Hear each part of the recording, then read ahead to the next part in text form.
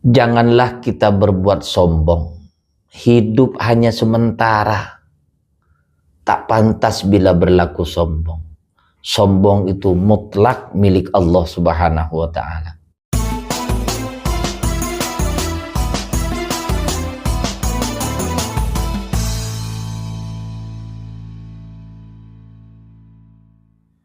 Assalamualaikum warahmatullahi wabarakatuh.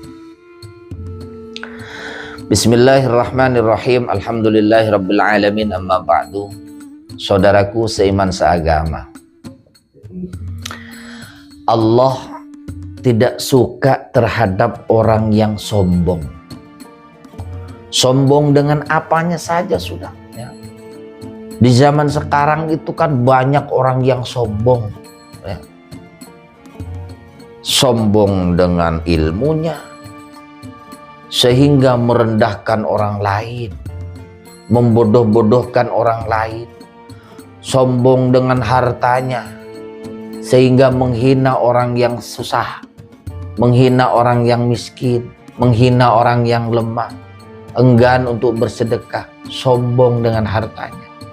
Ada yang sombong dengan jabatannya ya, menganggap orang yang tidak punya jabatan itu remeh-temeh ya. Itu sombong dengan jabatannya. Kemudian sombong dengan ketampanannya. Ada orang yang merasa ya memang sih manusia itu diciptakan oleh Allah Subhanahu wa ta'ala bermacam-macam. Ada yang tampan ya seperti saya lah, tampan gitu ya. Kemudian ada yang jelek. Kemudian ada yang cantik, ada yang jelek. Itu Allah ciptakan bermacam-macam. Lah kalau misalnya orang itu sombong dengan ketampanannya, sombong dengan kecantikannya, ya ujung-ujungnya ya yang cantik, yang tampan, yang jelek juga sama-sama nanti masuk kuburan. Ya artinya meninggal dunia. Tidak ada yang perlu disombongkan. Enggak ada. Orang yang sombong itu sebenarnya dia tidak sadar. Saya contohkan, orang sombong itu seperti orang mendaki gunung. Dia susah payah naik gunung, nyampe di gunung di atas puncaknya, wah merasa dirinya besar. Orang yang di bawah itu, jangankan orang, rumah itu terlihat kecil, merasa dirinya besar. Orang terlihat kecil. Nah, dia itu tidak sadar bahwa orang yang di bawah itu lihat dia juga kecil, sama-sama kecil. Artinya tidak ada yang perlu disombongkan. Tadi yang saya sebutkan, ilmu, jabatan, harta, ketampanan, kecantikan, ya, kemudian ya jabatan, apalah. Itu hanya titipan dari Allah Subhanahu wa ta'ala. Nggak usah belagu, nggak usah sombong. Nggak usah. Sombong itu dibenci sama Allah. Yang berhak sombong itu siapa sih?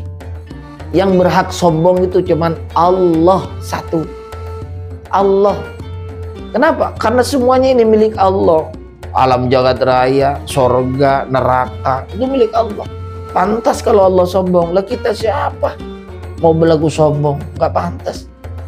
Jangankan harta, jabatan, ya apa, kecantikan, ketampanan, kekayaan, ya itu nanti diambil sama Allah. Jangankan itu, nyawa kita, nyawa diambil sama Allah. Apalagi cuman harta, jabatan, ya ilmu, ya. Jangan berlaku sombong. Allah itu sudah berfirman, wala tamshi fil ardi maroha. Ya, janganlah engkau berjalan di muka bumi ini dalam keadaan sombong. Wala tamshi fil ardi maroha innaka lan takhriqal arda wa lan tablughal jibala tula. Sungguhnya kamu tidak akan mampu menembus bumi, dan sesungguhnya kamu tidak sampai setinggi gunung. Ya artinya kita itu kecil. Nggak ada yang perlu disombongkan di dunia ini. Ya. Jadi ada salah satu kisah seorang hamba nih. Ya. Seorang hamba ini diberikan umur yang panjang oleh Allah, 500 tahun. Dan Allah itu tempatkan seorang hamba ini di sebuah gunung ya, Di situ itu ya buah-buahan disediakan sama Allah. Air yang bersih disediakan oleh Allah. Jadi seorang hamba ini kebutuhannya dipenuhi sama Allah, dipenuhi. Jadi seorang hamba ini 500 tahun dipergunakan untuk ibadah kepada Allah, benar-benar ibadah. Nah, suatu ketika meninggal dunia, kemudian seorang hamba ini diperintahkan oleh Allah Subhanahu wa taala untuk masuk ke dalam surganya. Tapi bahasa Allah begini, wahai malaikat Ridwan, yang penjaga surga kan malaikat Ridwan, masukkan hambaku ini ke dalam surgaku karena ridho dan rahmatku. Nah, seorang hamba ini nolak. Kenapa? Dia ingin masuk surga karena amalnya yang 500 tahun katanya. 3 kali diperintahkan oleh Allah. Seorang hamba ini menolak. Apa kata seorang hamba tadi? Saya ingin masuk ke dalam surgamu ya Allah karena amalku yang 500 tahun. Apa kata Allah? Kemari engkau.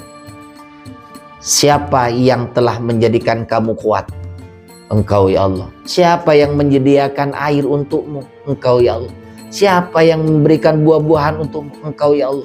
Siapa yang memberikan kemampuan kepadamu untuk beribadah kepada engkau ya Allah? Lalu dari mana engkau menginginkan masuk ke dalam surga? Karena ibadahmu. Sedangkan ibadahmu dan keperluanmu sudah saya penuhi. Berarti kamu harus masuk surgaku karena rahmatku. Akhirnya tertunduk itu seorang hamba. Dan dari situlah seorang hamba ini dimasukkan ke surganya Allah Subhanahu wa taala karena rahmatnya Allah. Nah, ini kisah ini bisa kita ambil pelajaran. Seorang hamba itu yang 500 tahun dipergunakan untuk ibadah kepada Allah. Masuk surga karena rahmat Allah. Lah kita manusia zaman sekarang yang usianya ya inilah, kadang ada 30 tahun ya udah meninggal, 50 tahun meninggal, ya paling banter ya 70 tahun. Dan dari mana ibadahnya itu ya kalau bukan karena rahmat Allah. Nah, ternyata yang tadi itu seorang hamba itu dicongkel matanya sama Allah ya.